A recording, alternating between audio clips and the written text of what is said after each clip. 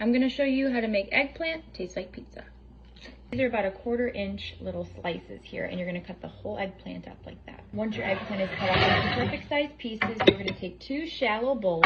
You're gonna crack 2 to 3 large eggs into that bowl and add a little bit of water, and you're gonna whisk it together until nice and frothy.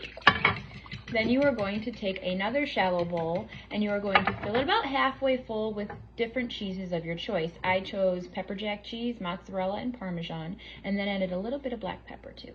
Cookie sheet and your extra virgin olive oil spray, and you are going to really coat this pan because you do not want that eggplant to stick. Pretty self-explanatory. You are going to take your eggplant slices, you're going to dip it in the egg wash, then you're going to dip it into the cheese mixture, and you're going to coat your eggplant just like so. You're going to line this whole sheet with eggplant. Okay, now my pan is full and I'm going to put this in the oven for about 25 minutes. Alright, here's my eggplant. It's almost done. You're going to flip your eggplant. You're going to take some spicy hot V8 and you're going to lightly drizzle it over the top of your eggplant. Alright, I chose mozzarella and you're going to